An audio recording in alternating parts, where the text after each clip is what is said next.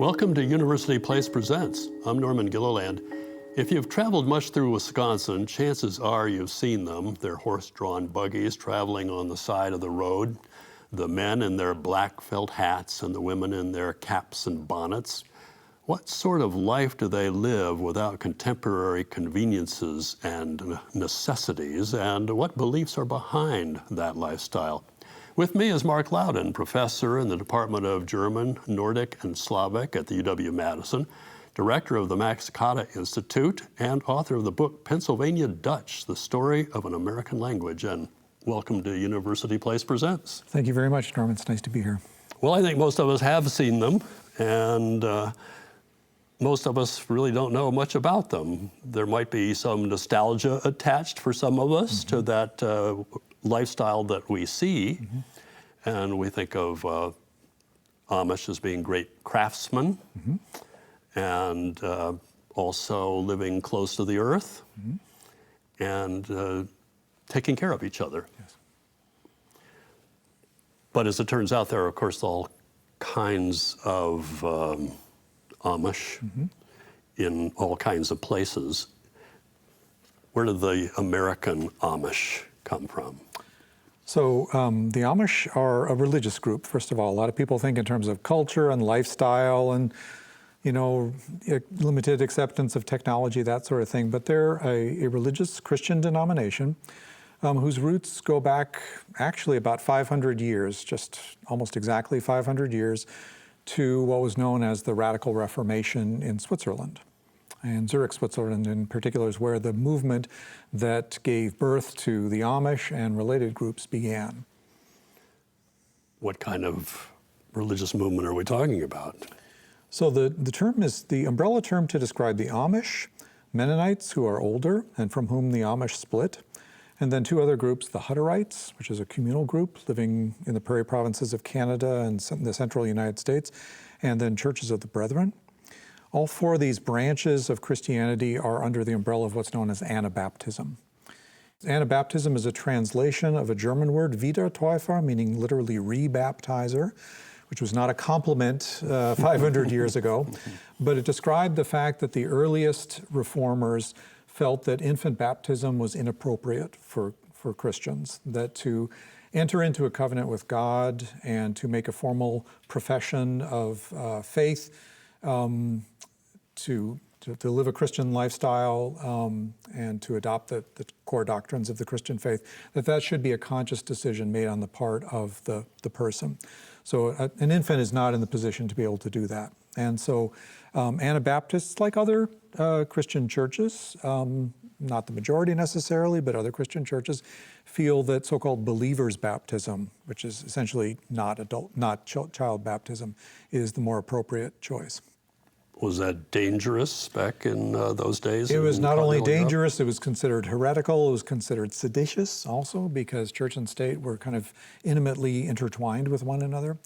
So infant baptism was one way that the state could sort of keep tabs on who people were, how many kids they have for taxation purposes. Still helps quite a bit, doesn't it, for historians? It certainly does, absolutely. Yeah, it's a sort of a handy tool to have.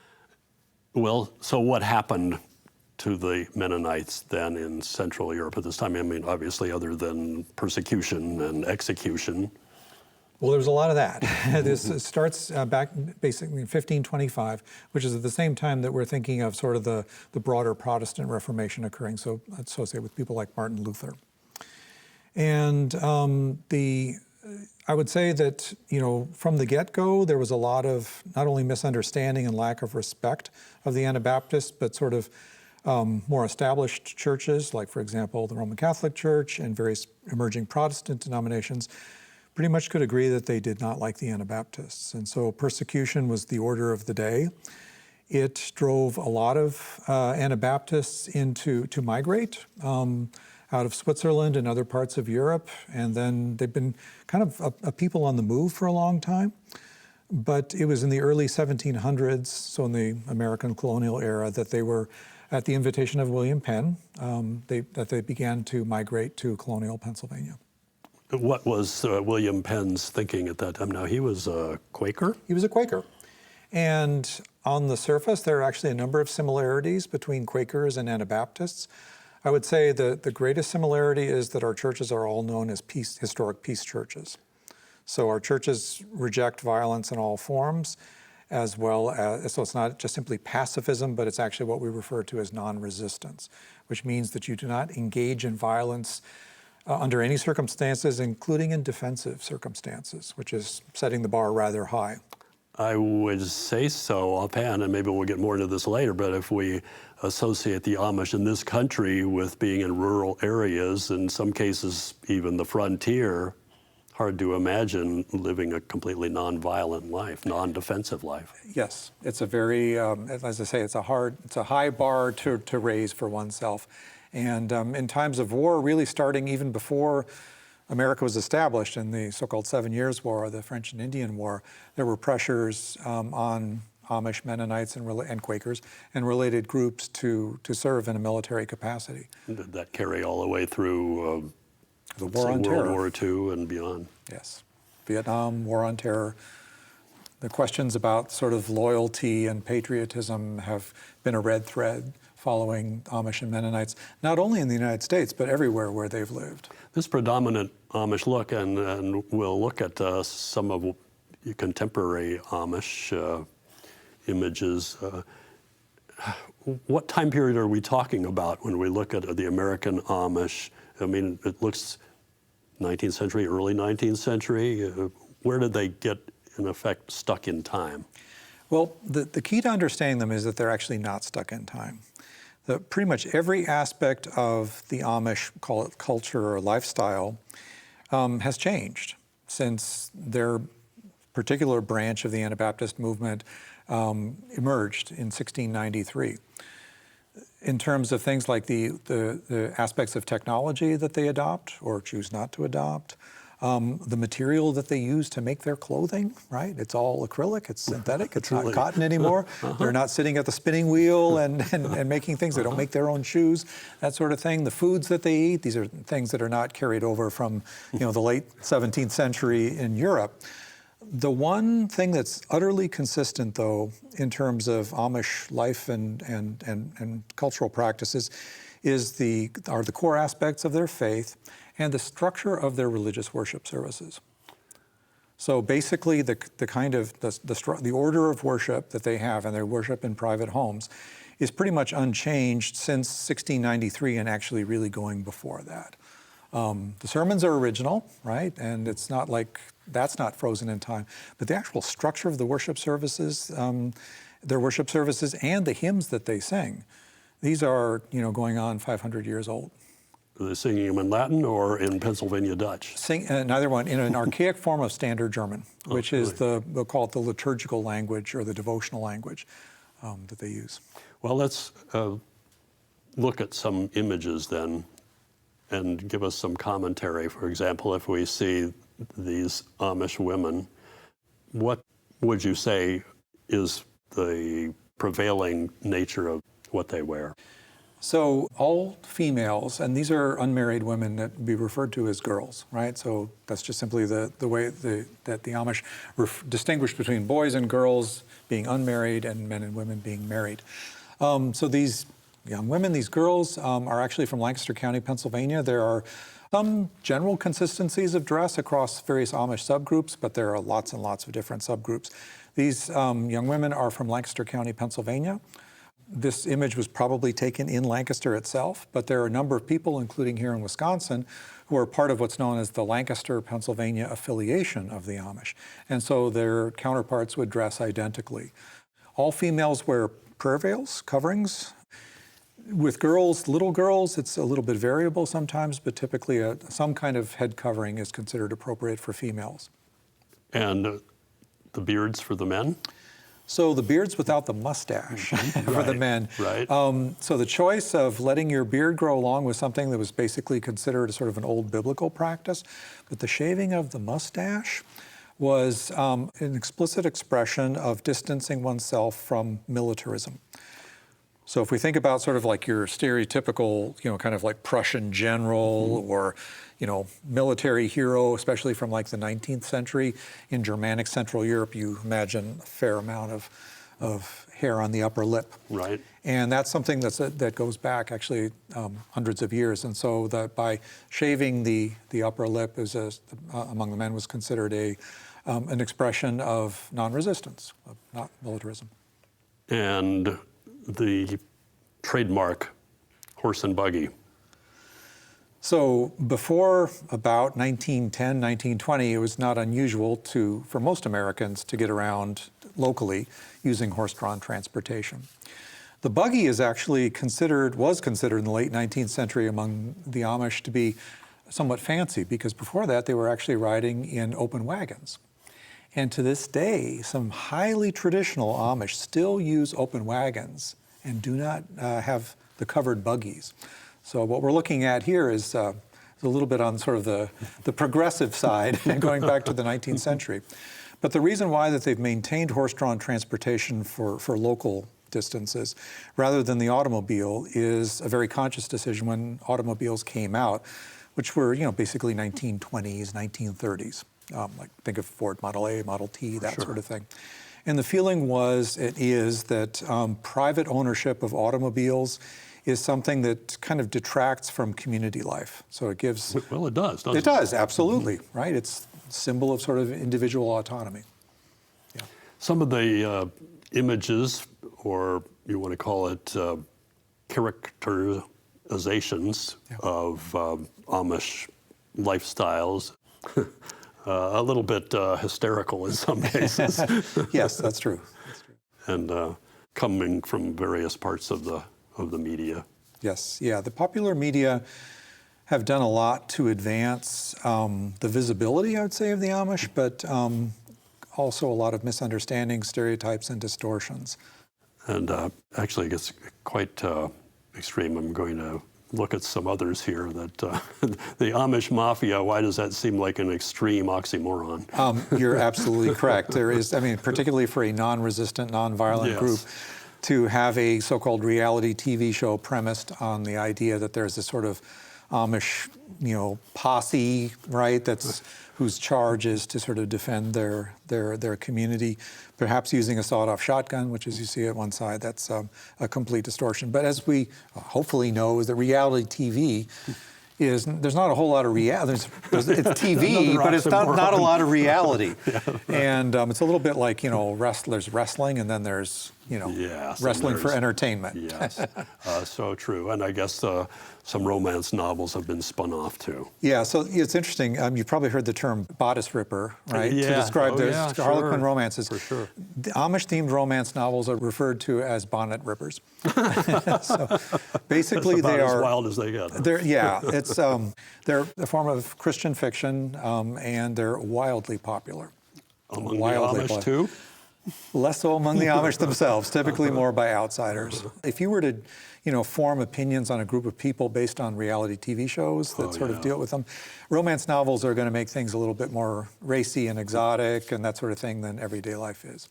This might not be the best place to ask this question, but speaking of kind of outside influences, we'll say, of Amish life, is there this phenomenon of wilding for young Amish men? So that's one of the most misunderstood aspects of Amish life. The term that's used is rumspringa, which is a Pennsylvania Dutch word meaning literally to run around. And if you were to look, I think even like Wikipedia has it wrong, but if you look at sort of popular media definitions of what rumspringa supposedly is, it's this idea that somehow young people are either encouraged or allowed to leave the community, go out into the world, sow their wild oats, and then discern whether they want to settle down and join the community formally. That's not true.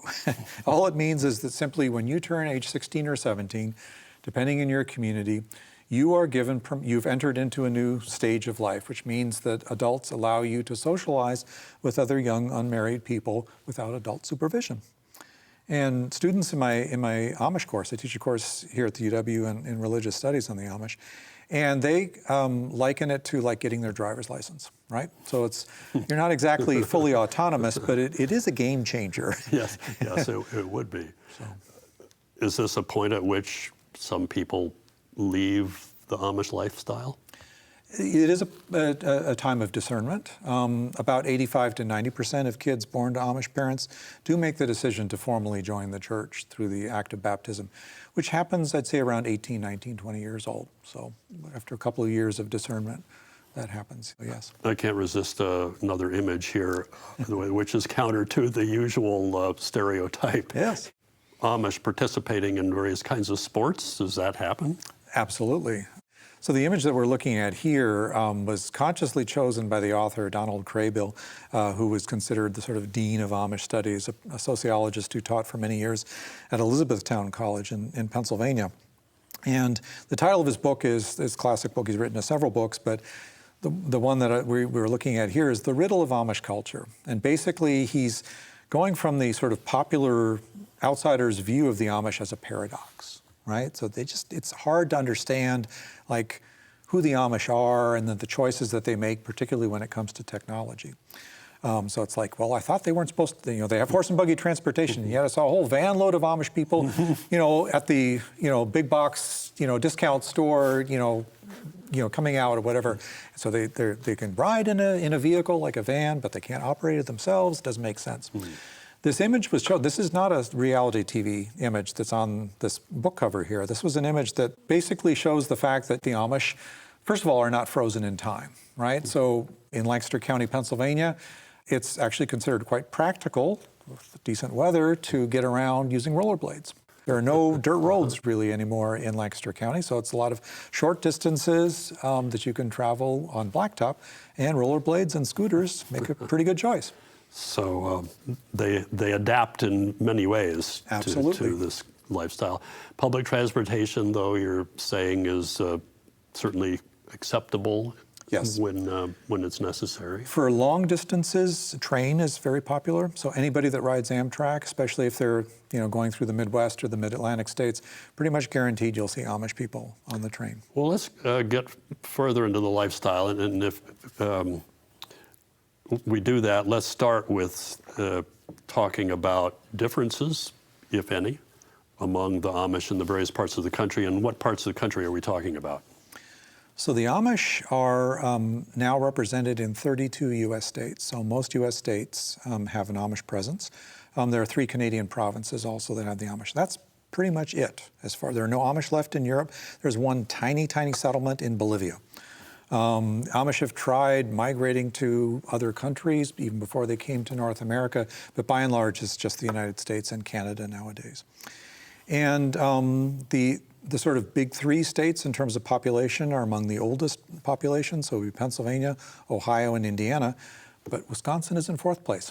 So there's between 25 and 30,000 Amish that live here in Wisconsin. Any particular place in Wisconsin, part of Wisconsin? By and large, central and western Wisconsin. So there are just a couple of settlements in eastern Wisconsin, none in the far sort of southeast part of the state, in the sort of corridor between Milwaukee and Chicago, in part because inexpensive land or tracts of land in rural areas is not as available there. But by and large, we're talking about sort of central and western Wisconsin. And do they tend to be farmers? Not anymore.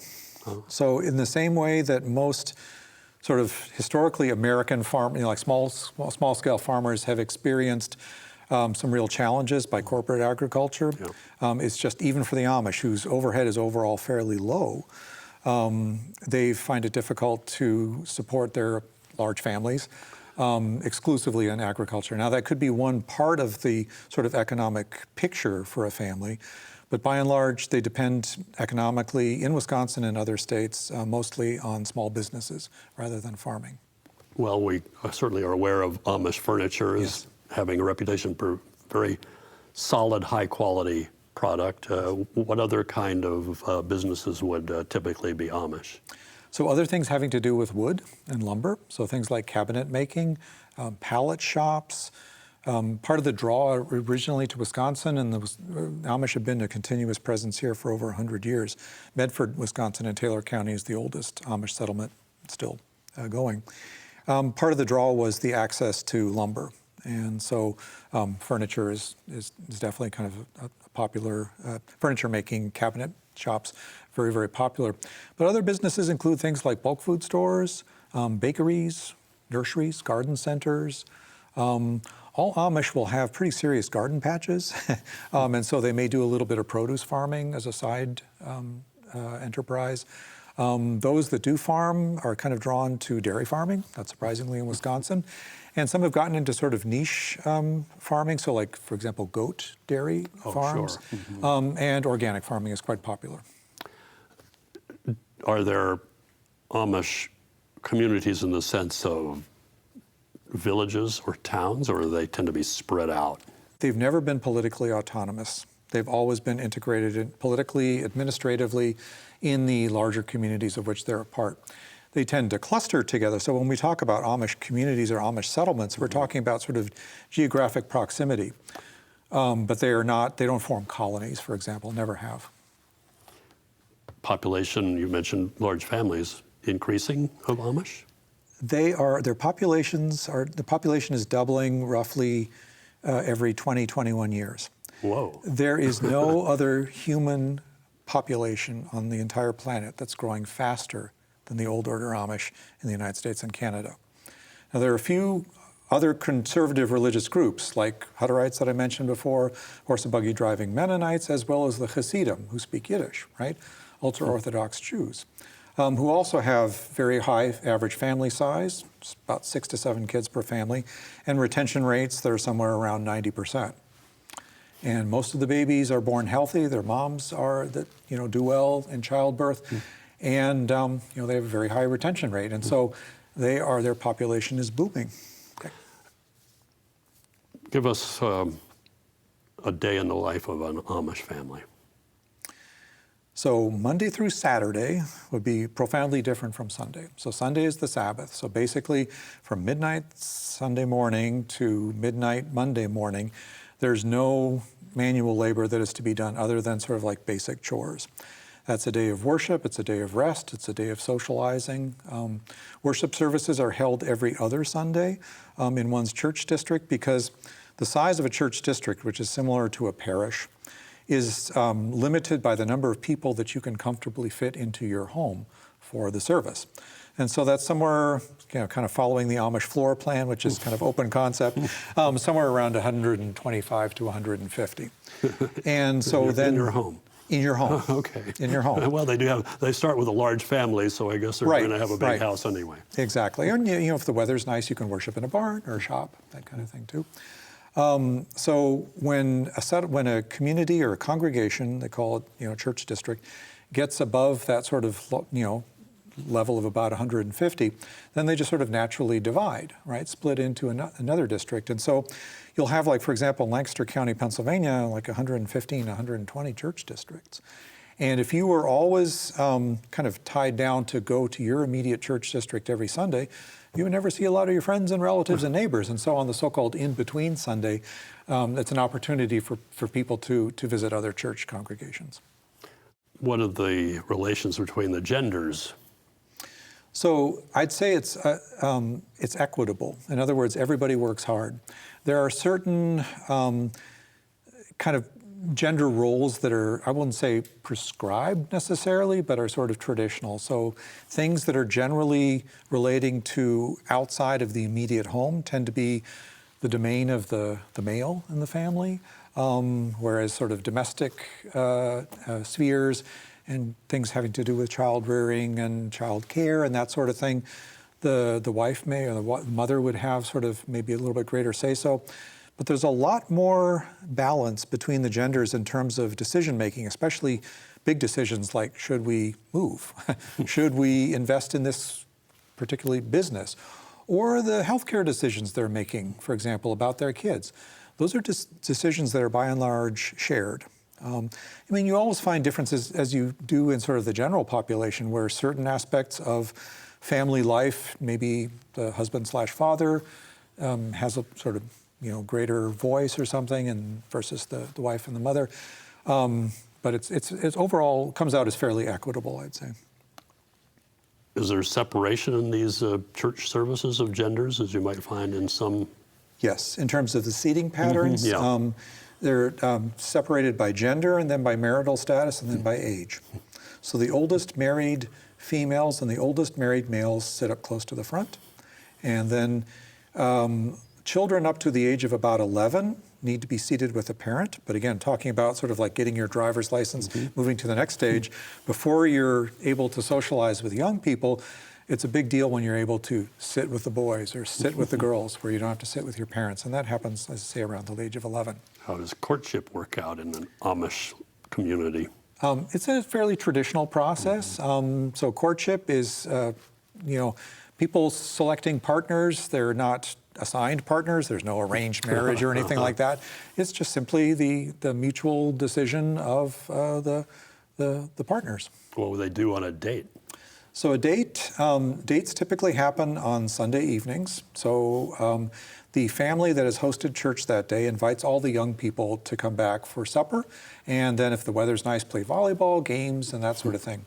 And a young male can invite a female on a date, and then that would take place at the female's home. And typically, if a girl is dating, or if there are multiple daughters in a family that are dating, they would have, say, a parlor or a small room kind of set aside as their sort of territory where they can host their beaux. Ooh, back to, 19th century America. Yes, when absolutely. Just about everybody, Exactly. middle class or higher, did that. Yes, it's the sort of dating courtship practices are not 18th century European. They're basically early American. Do they have more than one kind of costume that they wear for various circumstances, or are the men always, as we see, tend to be in the black, and the women with their skirts and aprons and caps and capes? So the basic sort of designs of dress are consistent, but there are certain variants, and certainly the material that's made, that are more appropriate for work clothes versus formal clothes, so like going to church clothes or going visiting or something.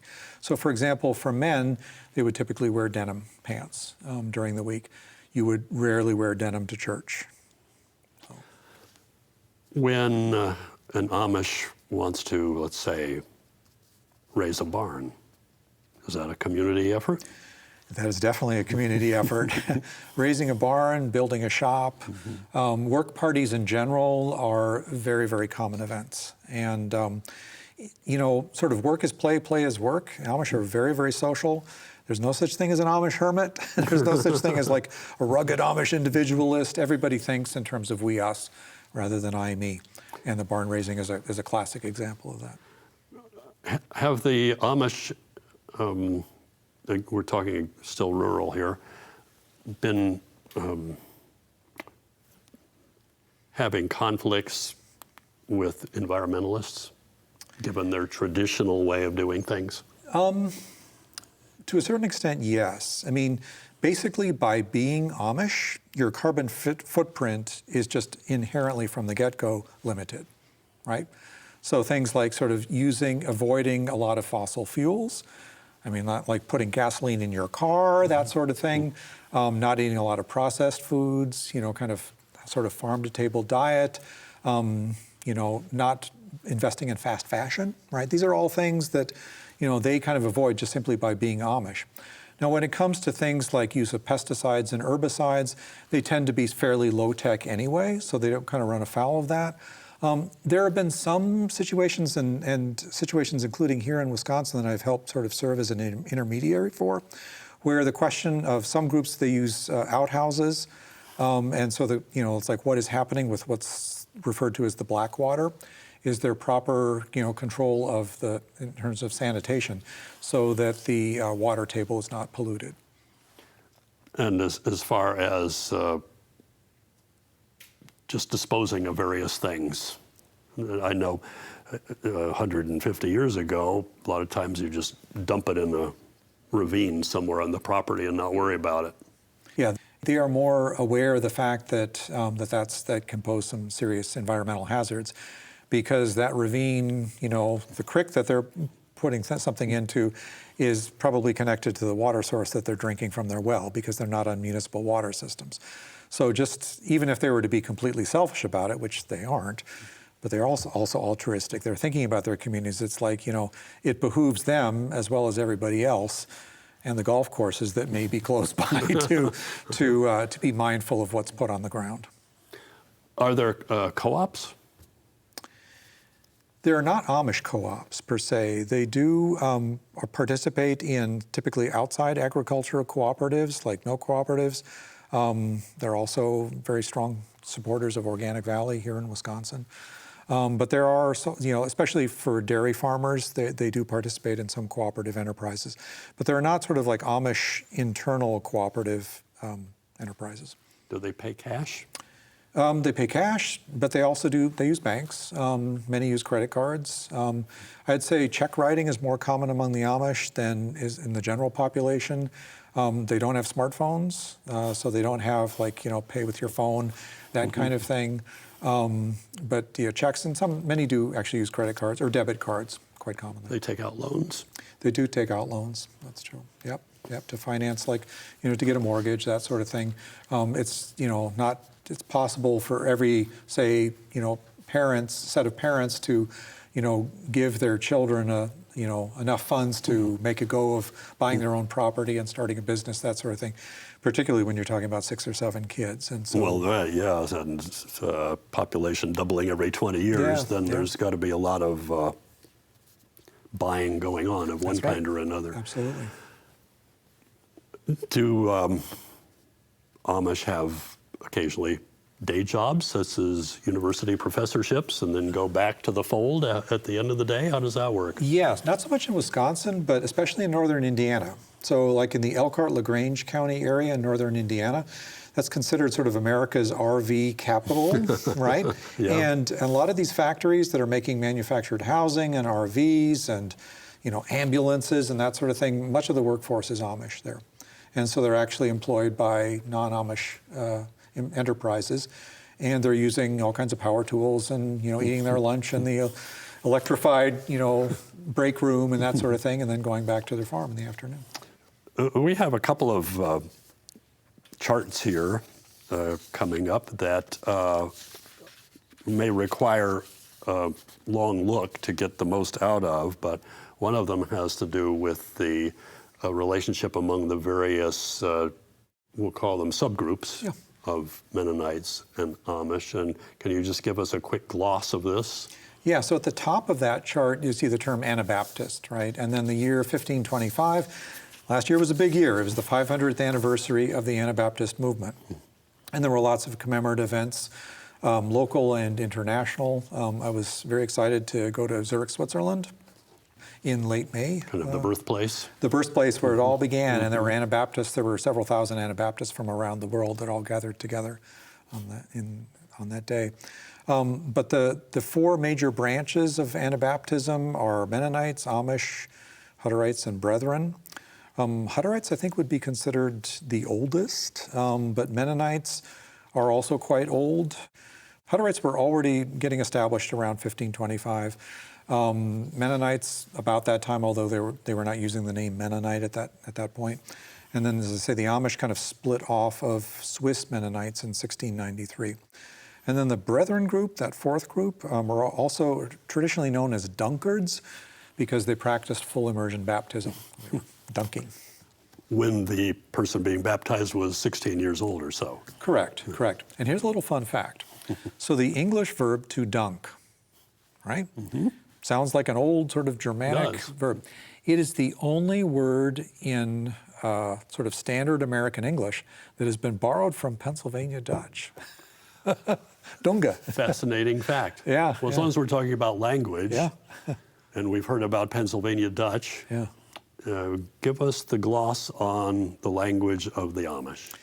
So the language that's associated with the Amish pretty much exclusively today is a language called Pennsylvania Dutch. It's a language whose roots go back almost 300 years into colonial Pennsylvania. From about 1710 to about 1765, 1770, there were about 81,000 speakers of German dialects from southern and southwestern Germany that migrated to colonial Pennsylvania. So 81,000. Of that group, there were maybe 1,500 who were Mennonites, and then maybe 300 to 500 who were Amish. So the vast majority of the people that became known as the Pennsylvania Dutch had really nothing to do with the Amish or Mennonites other than living in the same communities, same general areas. They were by and large Protestants, so members of Lutheran and German Reformed churches. The majority of the Pennsylvania Dutch-speaking population of Pennsylvania Dutch is essentially a kind of what we call a coalesced dialect of German that has become an autonomous Germanic language, because it's not spoken in Europe anymore. It's not mutually intelligible with German. It's not mutually intelligible with the dialects in southwestern Germany from whence it sprang. Changed that fast. Yeah, it did. One important factor was that from the get-go, the speakers of Pennsylvania Dutch were bilingual. And so to speak Pennsylvania Dutch, you have to also speak English, right? Truly. Yeah.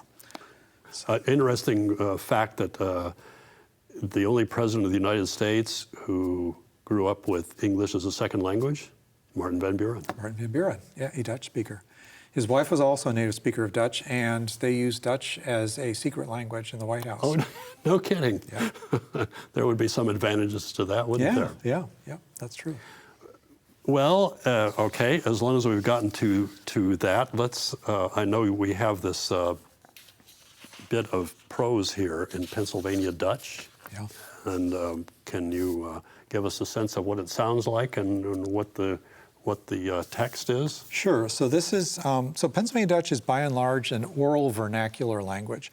So it's largely just spoken rather than written down. Although there's a fairly long literary tradition going back to the early 1800s of writing Pennsylvania Dutch poetry and prose.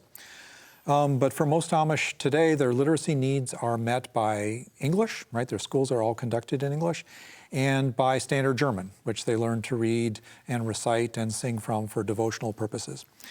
There are, some do as a kind of sideline sort of write in Pennsylvania Dutch, and what I'm going to be reading from you now is an excerpt from a book of children's Bible stories written in Pennsylvania Dutch that was put together by a committee of native speakers of Pennsylvania Dutch who worked with a team from the Wycliffe Society to translate the entire Christian Bible from the original languages into Pennsylvania Dutch. It was a project that took some 30 years and was completed in 2013.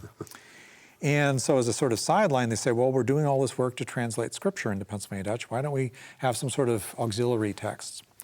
And so the title of this book is Vella Lezen, right, which means let's read.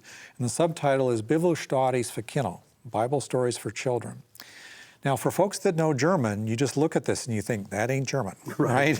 Not even as close as Yiddish, I guess. Yeah, it's basically the orthography that's used here. There's no standard orthography for Pennsylvania Dutch, but the orthography that's typically preferred by native speakers is English because their main literacy needs are met by English.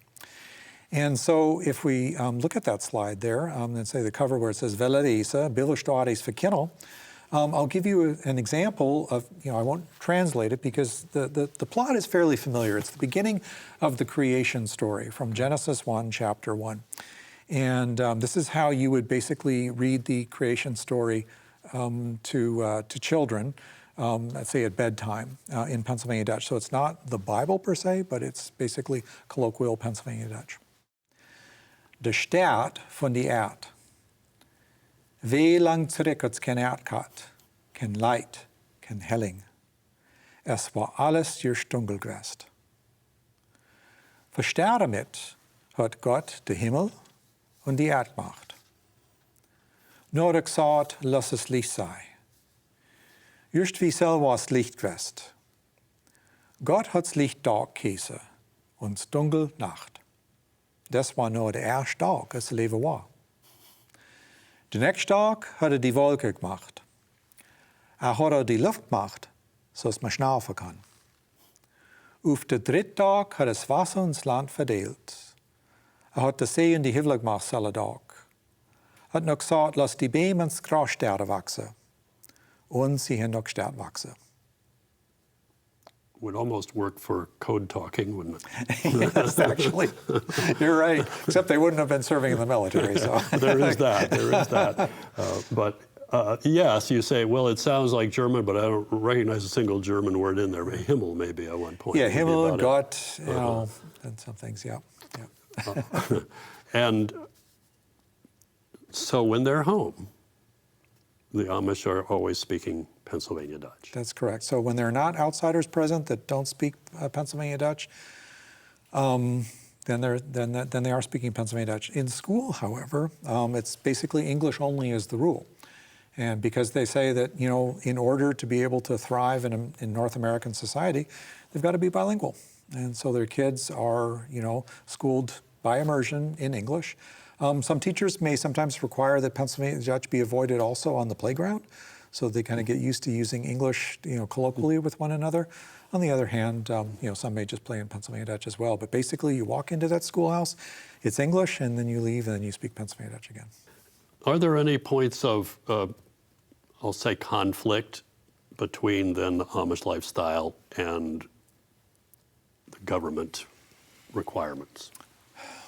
Yes, I would say, you know, we've been talking about sort of the militaristic question and times of war. You know, being a conscientious objector, that was not even an official option until after Vietnam. And so there were, you know, conflicts between, you know, communities and sometimes families and draft boards and that sort of thing. I would say that's one sort of point of conflict. Social Security was also an issue. Really?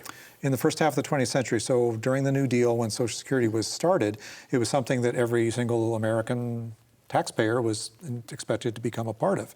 And that's the way that, you know, that's how the system is ideally supposed to work.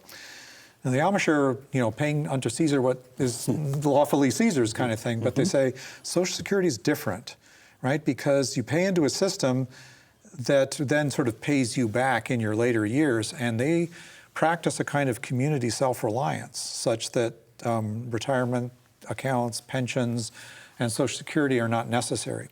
And so after years of kind of negotiating with the Social Security Administration, in the 1950s, they and other similar religious groups that declined to accept government assistance on sort of spiritual grounds were allowed to opt out of paying into Social Security if they promise never to collect it, and if they're also self-employed. So those Amish people that work in, say, factories, for example, they have to have Social Security withheld because they're not self-employed. So it's essentially kind of a gift to the government that those taxpayers are making. Anything else other than, I mean, Social Security is surprising when you say it, but then you see the logic. Yeah. Another thing that's sort of quasi-governmental is that, that they don't accept government assistance, but they also don't buy private health insurance. So when it comes to the healthcare system, they are self-pay patients. And that's a real challenge in our U.S. healthcare system. More so all the time. More so all the time. You're absolutely correct. Well, how did they handle something that would be, you know, major operation, a lot of money involved? So what they do is they tend to negotiate discounts. So they say, we want to pay our fair share, just not much more than our fair share, please. And so basically what they do is they try and get the so-called charge master rates down to something close to what insurers would pay, which is about 70% discount. Or the medical assistance rate, which is like Medicaid and Medicare, which is somewhere between 80 and 85% off the so-called sticker price for healthcare. So all of these contemporary conveniences and necessities that I mentioned at the beginning of the conversation, they pretty much can live without. If we're talking about, for example, well, actually, you have a chart for that too, come to think of it, as to what various kinds of Amish are willing to live with. And it's really quite interesting. Go through that for us. Yes, so there are about at least 40 different Amish subgroups. And so on this chart here, we've got about a dozen. That's the column on the far left there. From the most traditional or most conservative to the most progressive, right? Those are from top to bottom. And then going from left to right, and this is taken from Wikipedia, from left to right, you see aspects of technology that have been sort of, where there have been differences of opinion across different groups. So by and large, on the far left column there, we see tractor for field work. So rather than using draft horses for field cultivation, tractors are okay, but only in a very small number of groups. So that's the green yes box at the bottom there. Everybody else has that sort of orange no. They still use a team. Still use a team, right? But then if you go all the way to the right of that chart, you see motorized washing machines. Now this is where Amish females have kind of put their foot down and said, 6 to 7 kids per family, even if we're not doing laundry every day, that's a lot of clothes to wash. And there's a big difference between a washboard, taking your washboard down to a creek, versus using a motorized washing machine. So motorized washing machines are essentially all but universal. Now they're not electricity driven. I was going to say, yeah, how does that work? So they're basically the old wringer washers, like that Maytag made until the 1980s. No kidding. So it's a little bit like the the 50s cars in Cuba or something like that. The Amish keep the wringer washers going and repaired, but they're run by little Honda motors, right? So little gasoline motors or diesel motors. Not by mules. Not by mules, no. But it does give you a good sense, this graph, again, the varieties of Amish out there and how various groups range from very ultra-conservative to what would be called more conventional. Your experience as Amish? Experience in terms of like how I've gotten into this? Yeah. So I was not raised in a church-going home as a kid. I was not baptized as a child, but I felt a draw to the Christian faith fairly early in life. And when I was in college, I was visiting a lot of different churches, friends' churches and that sort of thing. On a large college campus, there's a lot of diversity. But my first year of graduate school, I felt particularly drawn to Anabaptism for the peace message, and as well as other aspects in terms of like valuing humility and discipleship and nonviolence, non-resistance in all capacities. That all kind of spoke to me. And I felt that the sort of logic of believers' baptism sort of spoke to me. I was in upstate New York in the Finger Lakes region going to college, and there was no Mennonite church close by, but there was an Amish community. And 41 years ago this year, I just went up, and there was a family that had a bakery along the side of the road, and I just drove in and sort of chatted with, there was a mom and a daughter working in the bakery, and we were chatting, and she said, "You got to talk to my husband. I think he'd like to meet you." And so then we were chatting with him and talking. I knew German at that point, but I didn't know Pennsylvania Dutch. And so he said, "So you know German?" He said, "Well, we use German in church," that kind of thing. And I said, "Do you ever allow visitors in church?" And he goes, "You're the first guy that's ever asked us here." It was a very small community. He said, "Sure." He said, "You're welcome to come to worship services." And he said, "They're going to be actually in our home in 10 days. And so I did. In that February of 1985, and never stopped. Well, knowing German, how much did that help with Pennsylvania Dutch? Not a lot, except I was studying Germanic linguistics with an emphasis on dialectology, and I had lived in Munich, Germany for a year, so southern Germany. And my ears were kind of primed to listen for certain linguistic features in Pennsylvania Dutch. So I was doing a little bit of kind of metalinguistic analysis as I was being immersed. There were stretches of speech that I understood just fine, and then there were other things where just like I had no idea what people were talking about. And a lot of that had to do with cultural content that I was not familiar with. Sure.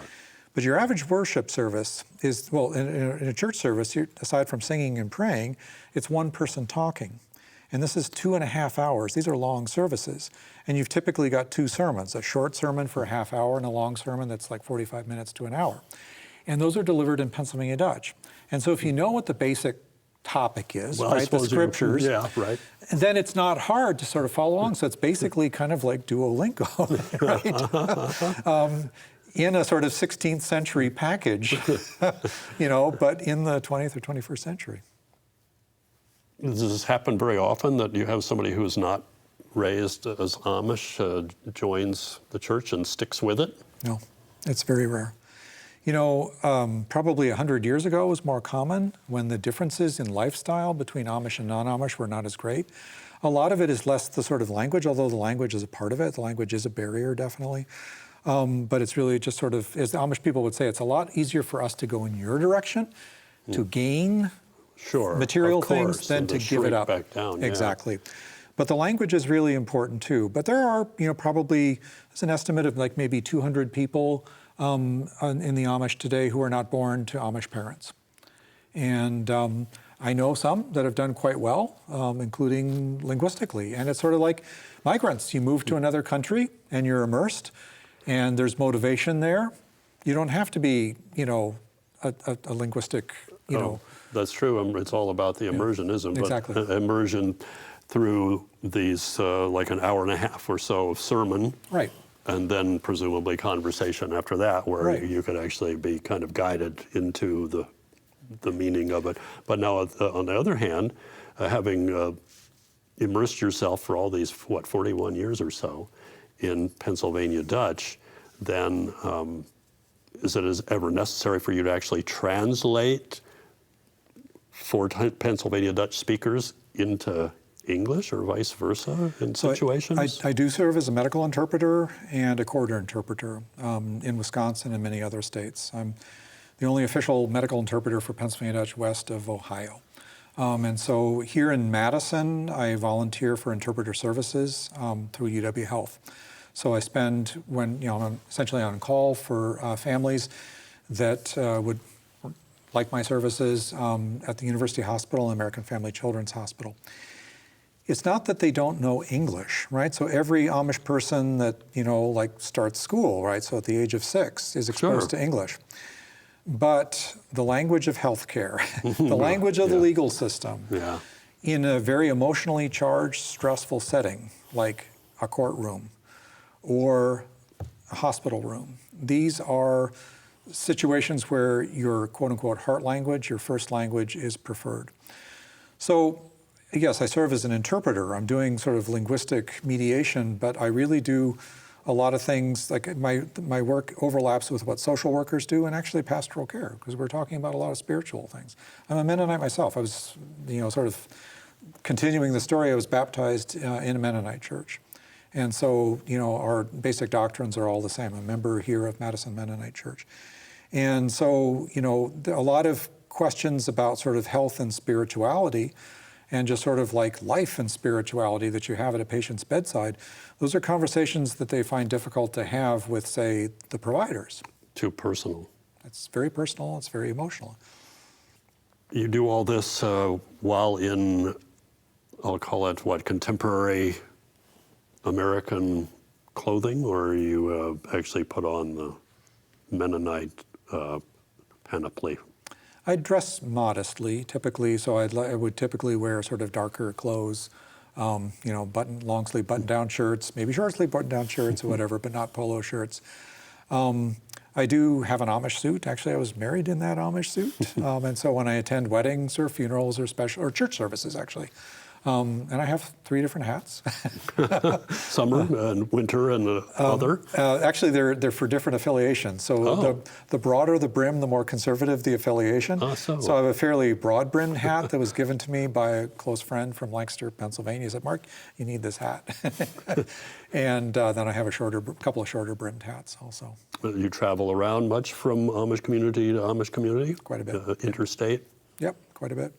Usually, my day job is as a professor, and so I don't have, during the academic year, there's sort of less free time, but especially in the summertime, I do a fair amount of travel. But I'm on the road actually quite a bit as my schedule permits. Not with horse-drawn conveyance. No. I mean, I learned how to drive it myself. To drive a team? Right. Driving is okay. It's actually sort of getting the tack onto the horse and making sure that all the straps and the buckles are there. Lots of details. It's a lot of details, and you want to make sure that you get that right, or else the buggy is the horse may get away from the buggy. Well, it must have been a fascinating odyssey for you to go into that culture and then go back and forth between the two. But it seems very natural to me. It's like, I feel like I'm the same Mark Loudon, whether I'm, seated in Amish, singing in an Amish worship service, or standing in a classroom, or in my backyard. Still the same Mark Loudon. Well, Mark Loudon, I certainly appreciate you giving us this look into the Amish life. Just a glimpse, really, but it's a fascinating one at that. Thank you very much for the invitation, Norman. I'm Norman Gilliland. I hope you can join me next time around for University Place Presents.